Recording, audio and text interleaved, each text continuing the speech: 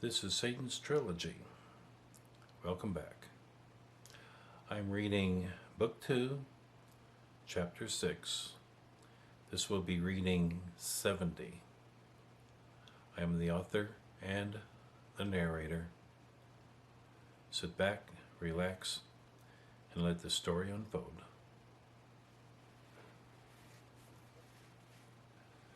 Esther could see that Betty had been visibly shaken by the experience and quickly went to her side. In a calming voice, Esther spoke to her.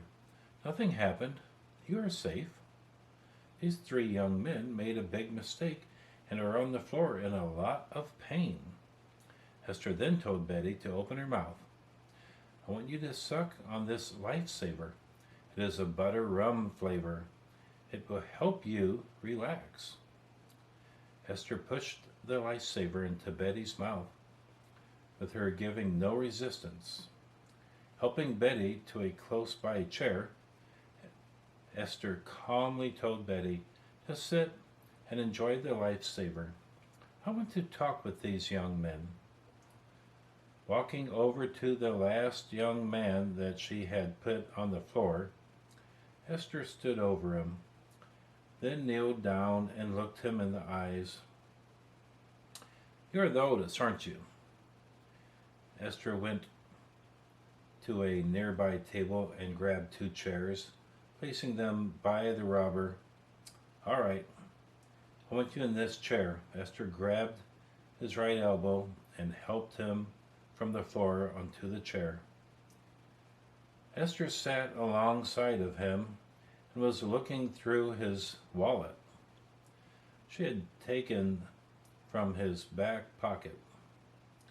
Having glanced at the contents of his billfold, Esther placed it into the left pocket of his jacket. Esther didn't waste any time. "So, Steve, you have really messed up." He could barely breathe. "What do you mean?" he said in a faint, gasping voice. "You're brothers." Esther looked at the other two young men on the floor, struggling to pull themselves up, but failing. "What a mess," said Esther. "Three brothers in a really big trouble." Turning to the oldest, "You all three are looking at prison time. Armed robbery is a Class 1 felony offense. 10 years, maybe more." The man listened to Esther and somehow managed to forget most of his pain as he visualized his brothers going to prison for a decade or more. Looking at Esther, he struggled to speak. "I failed them." He turned to his brothers on the floor. "This proves Mom was right. I am a loser." Esther offered a slight smile. "Do your brothers follow your lead?" "What?" Looking confused, he asked again. "What do you mean?" He gasped with nearly each word. "I want you to choose for the three of you." Esther paused, then said, "Do you want prison, or do you want freedom?" Esther smiled. "My cousin sells motorcycles, and by the time you three heal, there will be 3 openings ready for you." Esther pulled a phone out from nowhere and said, "Decide quickly, prison or work." Esther offered a slight smile. "Should I call an ambulance or the police?" "You don't even know me. Why are you offering this to us?" Esther quickly said, "Prison has a way of ruining people. I would rather see 3 brothers stay outside of prison, find jobs, and grow old together." Esther smiled. "Perhaps you only needed a chance to have an average life. I'm offering you that." He looked into Esther's eyes, then said, "Please call an ambulance." Esther opened her phone and pushed a speed dial number.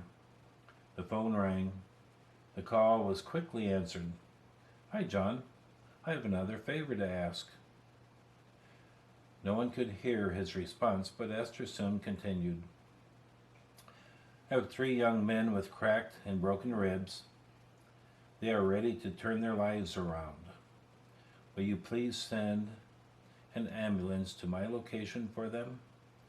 Esther listened for a few seconds, then said, "John, they are 3 brothers. They need a break, and I want to give them one. Please keep this discreet." Esther hung up the phone, then looked at the young man. "You came into this restaurant with guns. Where I come from, that is a capital offense. You said you failed your brothers. Now you can save them." Esther stood up. She placed her cousin's business card into the young man's shirt pocket. With it was $600. "My cousin is Chinese. He will give you a job. I will call him tonight and tell him 3 hard-working brothers need a job." Several ambulances had just pulled up in front of the restaurant. 6 male nurses jumped out and came to the restaurant, immediately evaluating the needs of the 3 men. They were taken outside and the ambulance quickly sped off within seconds. Esther walked to the back of the restaurant, found Day, and joined everyone sitting at the table. "You all did good." At that moment, Brandy and the twins finally emerged from the long hallway and the ladies' room. Esther quickly glanced at everyone at the table. Nothing happened tonight. Esther gave a big smile to everyone. Brandy spoke first. "I am so sorry for keeping you girls waiting, but there were only 2 stalls and we discussed several problems while waiting for our turn to use the facilities." Esther quickly said to the 3 girls, "We were all having fun while waiting for you. Are the facilities clean?" Brandy quickly responded, "Oh yes, the restrooms are extremely clean." "Good," said Esther. "That's very important. It helps to boost customer loyalty." Luciano Palerzi III came out from the kitchen and quickly came to the table. "Ladies, I want to personally thank you for coming to our restaurant tonight. My father really enjoyed your being here." Turning to Esther, Luciano said, "Dad is especially fond of you, Esther. You speak to him in Italian, and he loves that." Luciano paused, then added, "My father says that when I speak Italian, I have an American accent. I would be jealous of you if I didn't love you so much." Esther smiled. "I have known many wonderful Italians, and they would not allow me to ruin their language." Esther chuckled. "You work too hard. Go back to the homeland and spend some time there." Esther smiled. "Take your father. It will be good for both of you." Luciano stood for a moment, looking puzzled, then said, "Each time we meet, I underestimate you. I again apologize." Luciano turned to Brandy. "It was wonderful to see you again, Brandy. I hope you will come again soon." He paused and added, "Perhaps at a time when we are not so busy, and will be able to visit a little." Luciano smiled at Brandy and then turned to everyone else. "Thank you, ladies, for coming tonight. The Palerzi family has taken care of tonight's bill.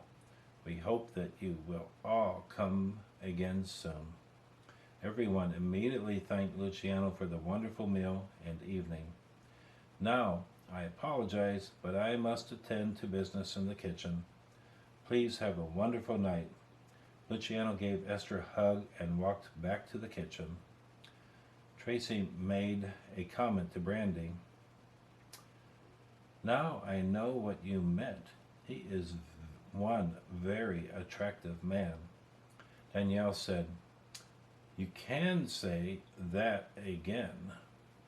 She decided to finish her beer non-stop at that moment and chucked at least a half glass. Raven commented, "He seems really nice, but isn't he a bit old? He must be in his 40s at least." Then Eve asked, "Well, just what do you consider old?" "He seems really good looking to me." Raven responded, "When you're 18, then 40 is old. Women that age should think twice about having babies.